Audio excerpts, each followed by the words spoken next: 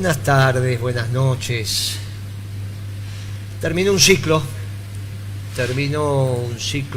de un gobierno muy particular. Terminó esta semana y podemos dividir al gobierno de Macri en tres momentos muy diferenciados. Desde que asumió hasta que llegó el fondo.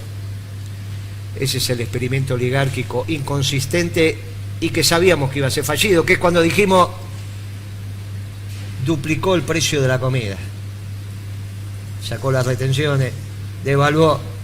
Solo un oligarca se mete con la comida de nuestro pueblo. ¿Hasta cuándo duró? Hasta que llegó el fondo. Cuando llegó el fondo, como corresponde a las prácticas del fondo, intentó hacer un modelo neoliberal, ya no un experimento, sino un modelo, ya no ensayo y error, sino algo que el fondo... Y dijimos, es tarde, fue tarde, no pudo transformar en un modelo neoliberal el gobierno de Macri, intentaron pero no pudieron, y la tercera etapa va de las PASO hasta la entrega del mando, que eso es un mamarracho, eso no tiene ninguna explicación dentro de la disciplina, pero deja algunas señales muy inquietantes, muy inquietantes. Eso terminó, por lo tanto, Pablo, este es el primer programa del nuevo ciclo, que también nosotros con mucha esperanza, con mucha expectativa, con plenos de alegría, la misma esperanza que tiene el pueblo, pero dijimos va a tener 60, 90 días para que despliegue. No podemos hablar de economía. Hoy están diciendo que bueno, que las medidas que iba a dar el ministro Guzmán en realidad va a ser una conferencia de prensa, pero va a ir dando las medidas a medida que transite el gobierno, o cuando tengan algo que anunciar, las anunciarán. Estas son las últimas declaraciones que uno escuchó durante la venida del programa, digamos, o sea, por parte de Cafiero. En fin,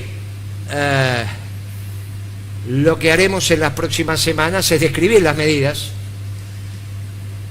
no generar juicios de valor sobre las medidas. El presidente entrante tiene 60, 90 días para despegar y se los vamos a respetar, ese es un compromiso que tomamos, pero bueno, no es que no vamos a opinar internamente, no lo vamos a hacer públicamente.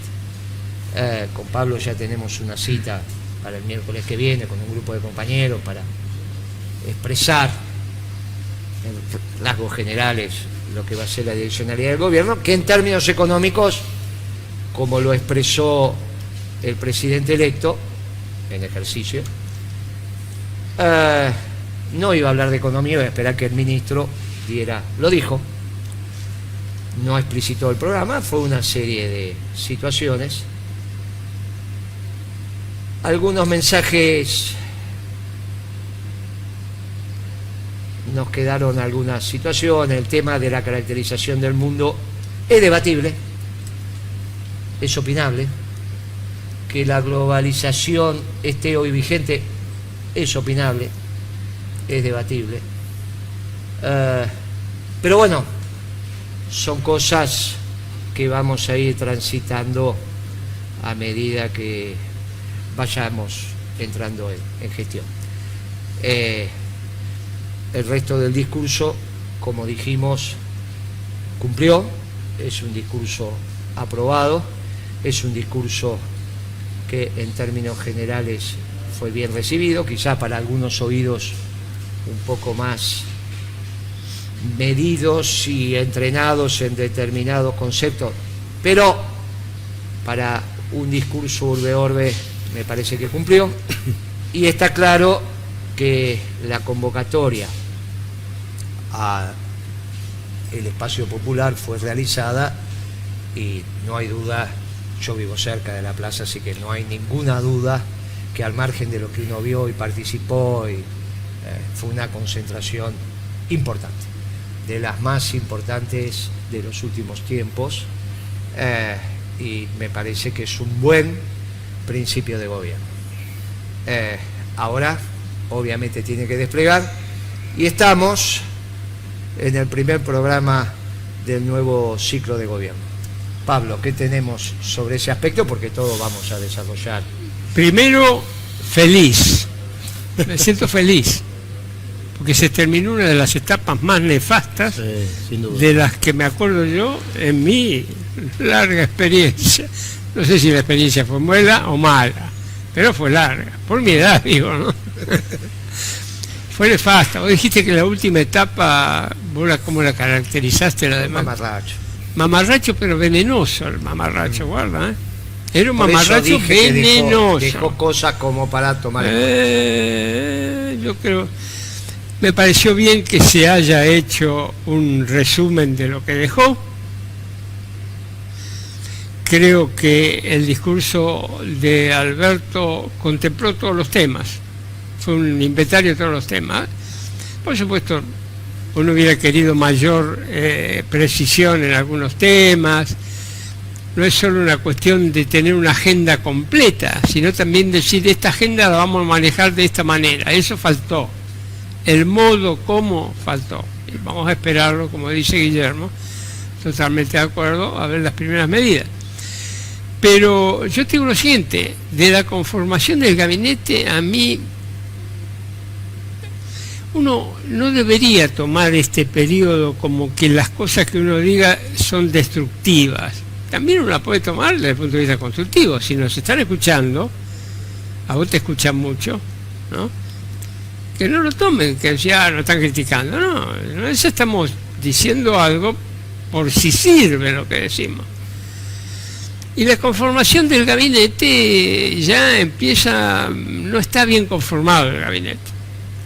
El Ministerio de Economía está encargado de la renegociación de la deuda y básicamente tiene Hacienda, ¿no? Culfas tiene energías, tiene el resto de lo que es economía, claro, el resto de lo que era economía lo tiene Culfas ahora. Pero frente a ello, Solá tiene comercio exterior. Salud lo tiene Ginés González García. Arroyo tiene la parte social. Vos fijate, dos economistas académicos, uno va a Ministerio de Economía, el otro va a Producción. Pero se enfrentan con pesos pesados. A Ginés, ¿cómo le vas a decir vos que no hay presupuesto para el PAMI? Si hay que decírselo. O si te dicen, no, mira, yo quiero hacer estos programas en salud así, así, ¿quién le va a decir no? No se puede esperar. ¿El presidente? Entonces, me parece que está desequilibrado ahí. Puede ser que todos estén tocando la misma sinfonía, extraordinario sería, pero después en el día a día, en ese sentido, uno dice, bueno, la orientación está clara. Se les dijo, primero que nada, los más desposeídos. Después vemos cómo generamos divisas. Bueno, son orientaciones generales. Pero en el día a día aparecen temas de conflicto de valores y de objetivos que alguien va a tener que transar en el gobierno. ¿Va a hacer eso Guzmán? ¿Hubiera preferido el área económica en una sola persona? Absolutamente, ante una crisis eso es lo primero.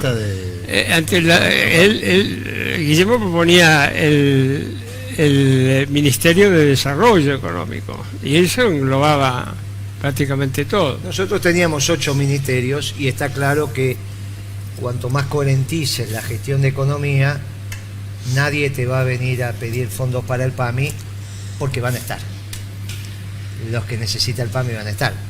El tema es que por eso alguien tiene que tener el panorama general y explicar en la mesa qué es lo que va a acontecer. Lo que dice Pablo es acertado, pero bueno, es una decisión. Nosotros con Pablo nos conformábamos con un gabinete de 8 ministros. Claro que en desarrollo económico tenías desde los movimientos sociales, porque son los que hoy están desocupados, que mañana van a ser ocupados, entonces hacen parte del núcleo duro de la política económica. No es que la política económica va por un lado y la economía de los movimientos sociales por el otro, eso es una tontería. Todos generamos el desarrollo económico, por eso se llama desarrollo económico, que es hacer crecer la economía con inclusión. Esa es una idea que está en el aire igual, ¿no? De que van las dos cosas por un lado y como que la economía popular fuera algo distinto de la economía en Bueno, general, ¿no? yo lo discutí oportunamente en la conformación de las secretarías del Partido Justicialista con el Chino Navarro y nos pusimos de acuerdo. Yo coordinaba la Comisión de Economía del partido y nosotros somos economistas populares, no es que está la Comisión de Economía por un lado y la Economía Popular por el otro. Es una sola economía. Ahí sí, si me permite una pequeña digresión. Ahí el problema es cómo entramos a la temática de la economía popular. Economía popular, economía social, autoempleo, es una temática antigua en la región. Cuando digo antigua, es desde mediados de los 70 para acá del siglo pasado. No es una temática nueva, es nueva para ustedes que son jóvenes. Esta es una temática que ya la OIT, la Organización Internacional del Trabajo, antes del fin de la Guerra Fría, ya empezaba a trabajar. Y que fue el que definió a todo esto, cuando lo fui estudiando en distintos países, como sector informal urbano. Que de ahí después sale algo muy particular, que es pensar que el trabajo en negro, en vez de ser negro, es informal.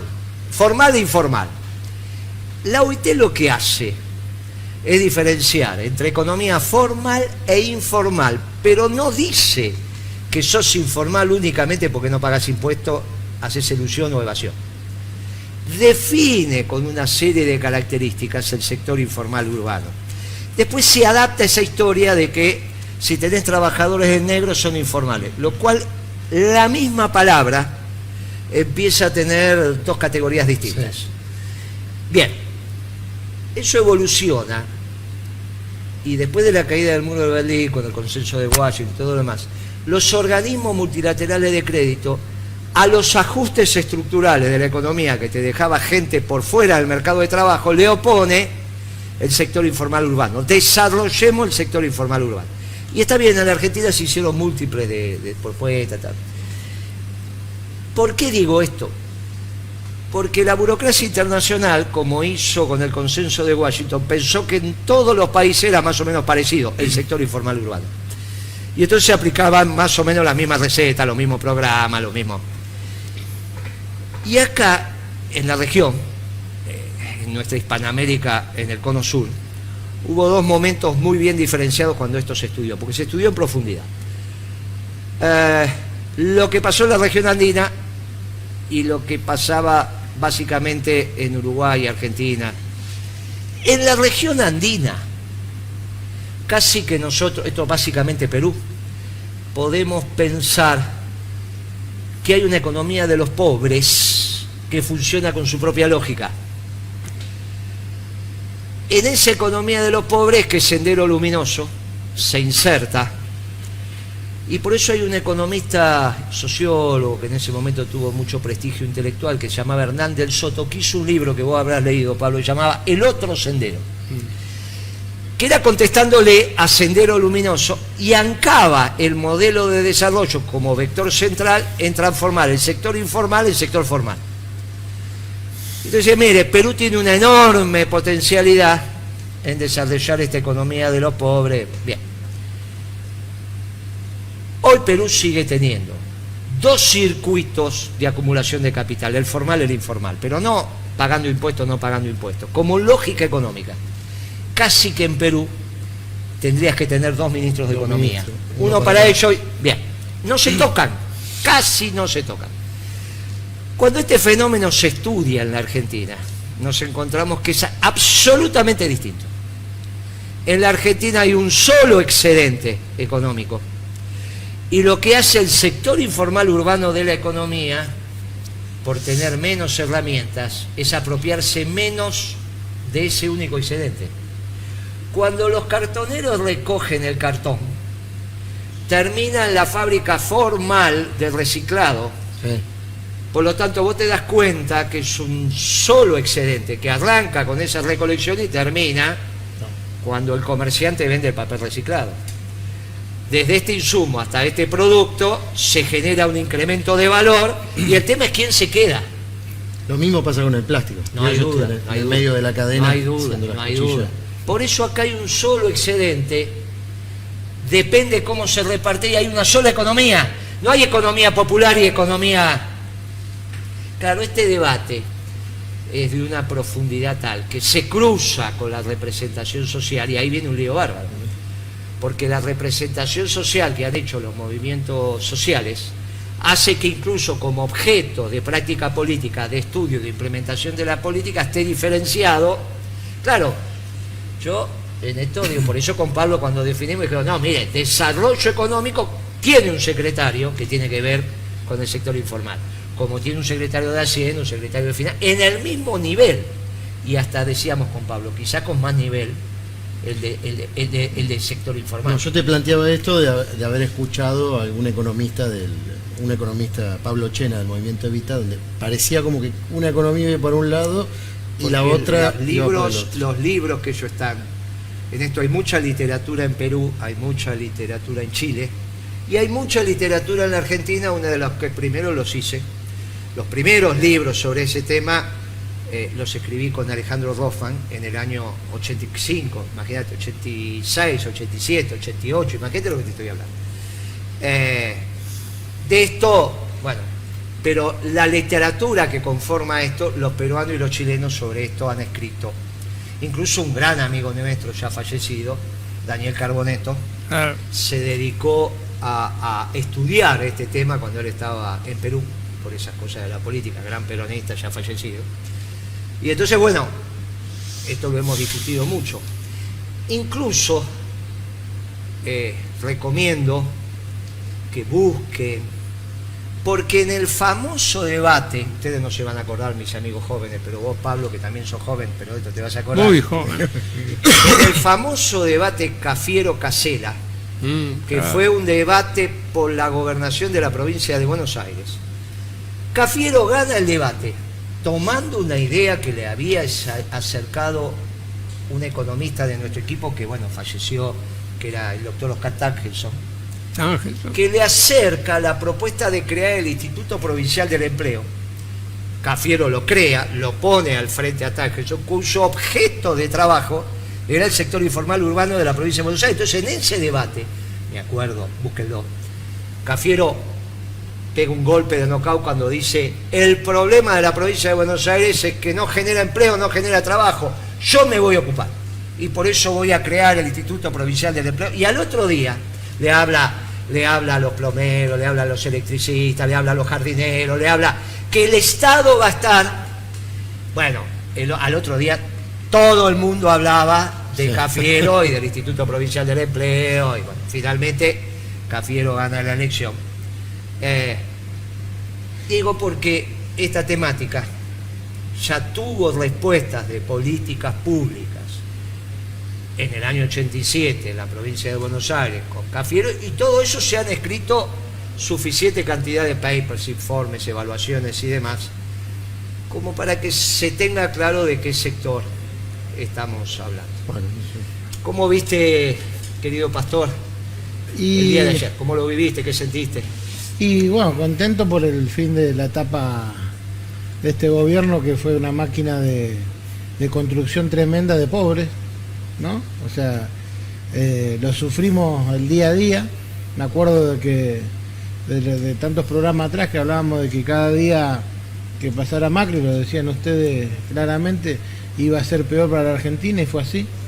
O sea, se terminó llevando puesto la mayor cantidad de gente hasta el último día. O sea, fue un sufrimiento. ¿Te puedo hacer una pregunta? Sí. ¿Cuántos pobres dijo Alberto que había ayer? ¿Vos sabés que no lo dijo? No.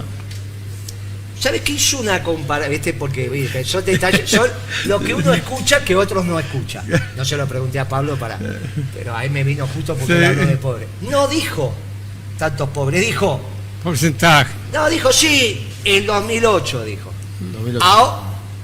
Bueno, ahí cometió un pequeño error, pero no dijo porcentaje. No dijo es esto ni es esto. No, Porque hizo si la decide, comparación sin pero porcentaje. sin porcentaje. Entonces ya quedó abierto que tome los porcentajes de la UCA de Salvia, que habla del 40%, o los porcentajes del INDEC, que medía como Alfonsín, del 2008. En todo caso había que discutir si ahora se parece al 2008 o al 2006. Está bien, pero son 2 añitos, ¿no? Tampoco es para armar un debate pero estate claro que no es el 30. Cuando él dice, dejamos ahora el 2008 como... no era el 40. Si ahora dice Salvia que es el 40, entonces sería el 40 en el 2000. De ninguna manera. No, Muy no. interesante es cómo construyó el discurso Alberto, que comparó sin decir números. Muy interesante. Es una batalla... Perdón que te Sí, corté, no, está pero bien, como está es bien. una batalla que venimos dando Sí, que contra es importante. propios y extraños. Contra propios y extraños, sí. Contra propios y extraños. Perdón. Sí, no, pero es cierto. Es más, creo que nadie que haya vivido, que tenga la edad nuestra, puede comparar, o sea, que haya la misma cantidad de pobres o que No. haya un poquitito más de pobres cuando fue verdaderamente un desastre. Una economía que afectó tremendamente a gente que inclusive clase media alta, que los tiró para abajo de una forma atroz. O sea, creo que mucha gente celebró eso, ¿no? Y bueno, y después los muchachos, los que tendrían que estar en el zoológico, que igual siguen gritando. Estaban el sábado suelto de vuelta. Y otro tema muy ¿A qué te importante. referís? Los gorilas. Los gorilas. Otro tema muy importante. Alberto mencionó el 2008. Por lo tanto, en el 2008 las estadísticas estaban bien. Porque él, Claro. ¿de dónde sacaba las estadísticas del 2008? Si estaba, él era jefe de gabinete. Pero ahí Sacaba las estadísticas del INDEC. no me hagas hacer Y por ese eso lo silogismo. mencionó.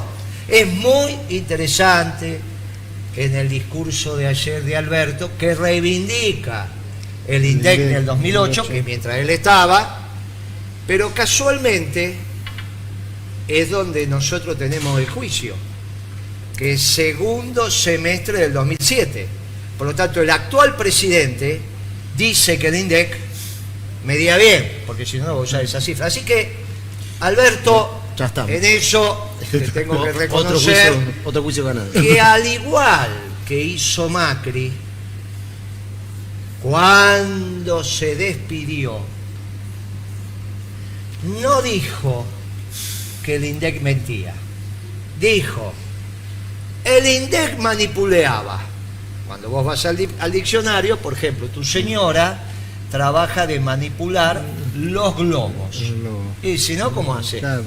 Agarra los globos, los cifra, Sí. ¿qué hace? ¿Manipula? Los globos. ¿De qué color los globos, por favor? De todos los colores, había haciendo globos preciosos. Dale. Me mandó para mi nieto y hizo unos Dale, globos preciosos. pastor, sí. No, hizo unos globos Amarillo, preciosos de todos los amarillo, colores. Y entonces, manipular no está ni bien ni mal, es manipular. Él se cuidó de decir que el INDEC mentía, porque si hubiese dicho que el INDEC mentía, yo lo tenía que acusar de traición a la patria porque perdíamos todos los juicios en el exterior, que en este momento se están desarrollando.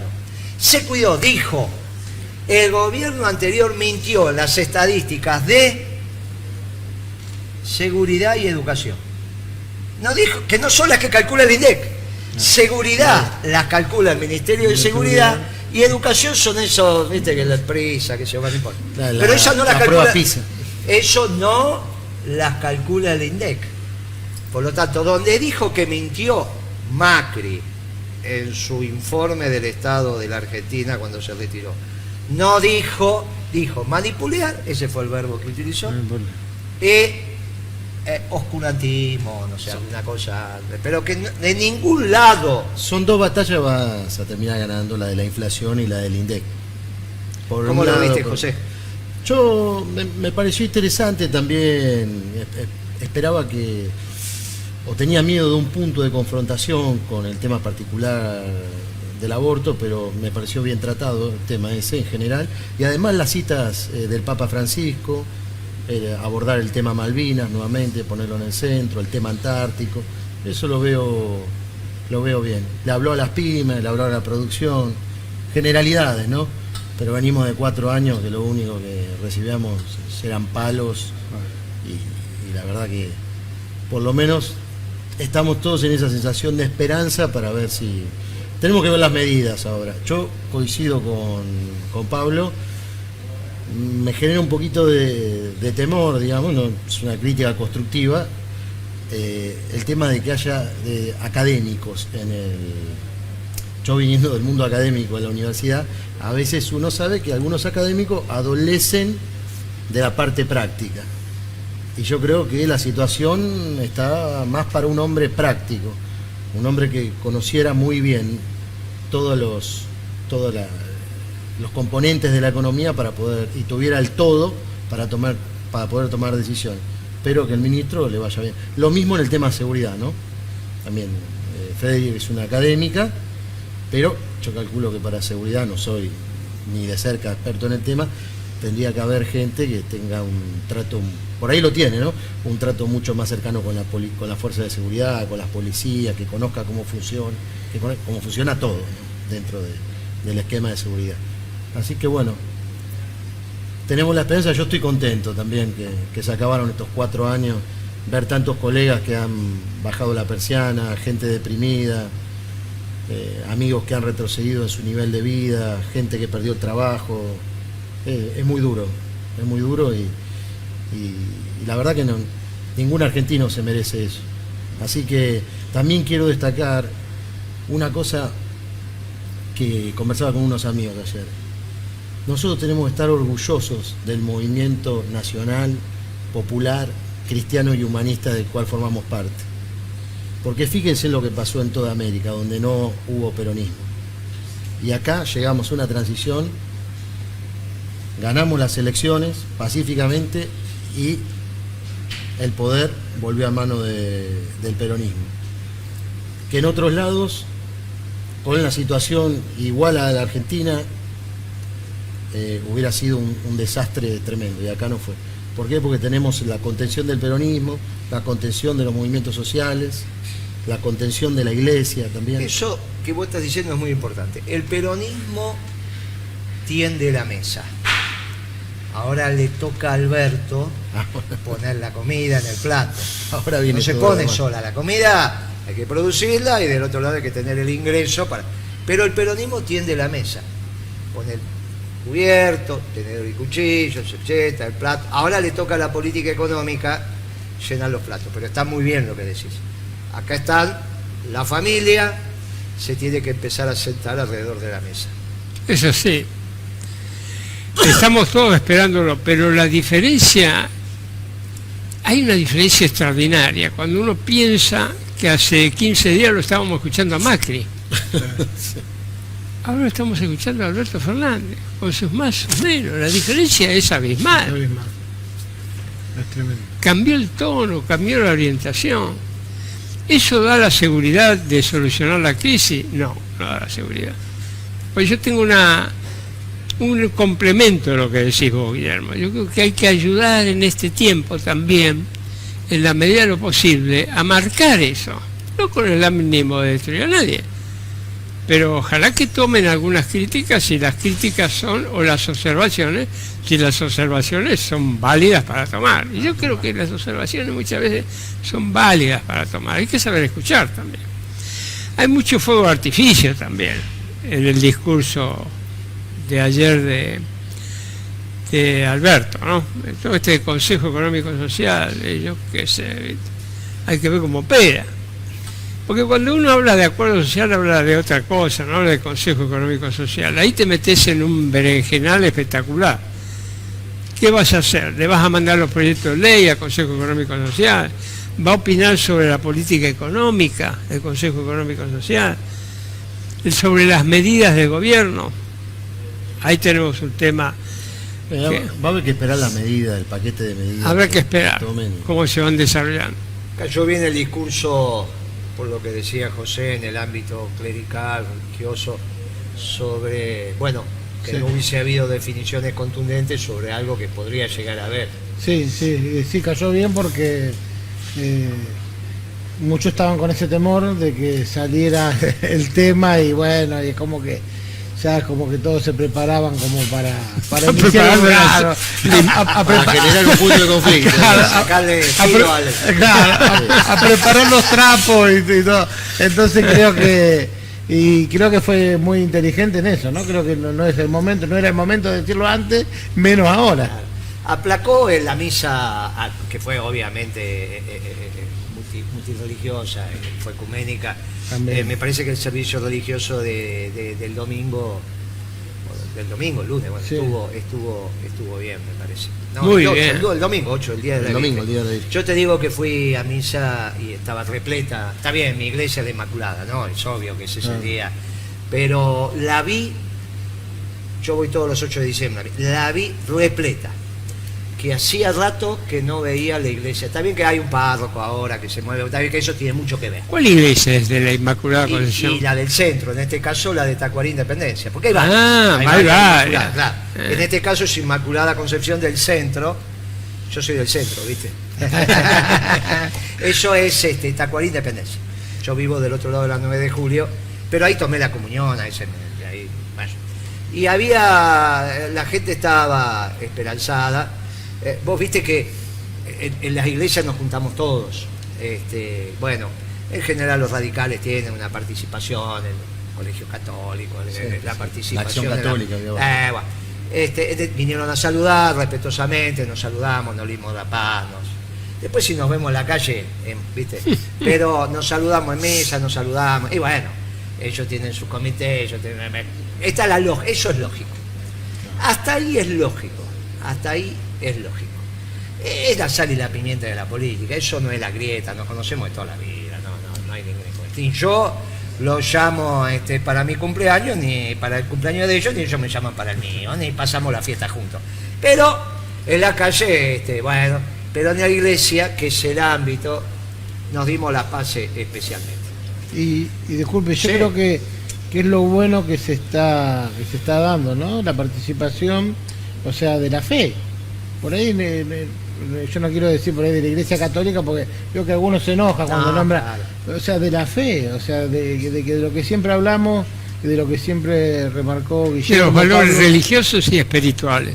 Exactamente, o sea, que Bueno, está el bueno. presidente juró sobre los santos evangelios. Exactamente. Muy bien, los dos, el Los vice dos. también.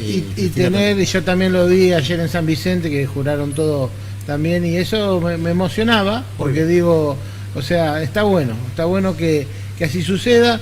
Siempre decimos nosotros los principios cristianos, o sea, son fundamentales para toda la comunidad organizada de la Argentina y del mundo. Claro. Esto es muy importante, hubo una corriente en algún momento que fue sacando la Virgen de Luján, y yo viste, y como yo, bueno, de peregrinación anual que hacemos, agarramos un toco de estampita y las dejaba en todos lados, ¿no? Y generaba, bueno, era la internita dentro de nuestro gobierno, que bueno, sé que es muy importante. Cristina fue a un colegio religioso y ella se asumía dentro del cristianismo como católica. Por eso ella misma decía, en mi gobierno, y no lo hubo, el hecho del aborto en su gobierno. No lo hubo. Bueno, después van las cosas que van pasando, pero es un dato que rescato enormemente, que hayan jurado por Dios, la patria y los santos evangelios, Amigo, que estaban ahí, Hubo un discurso hacia las Fuerzas Armadas también.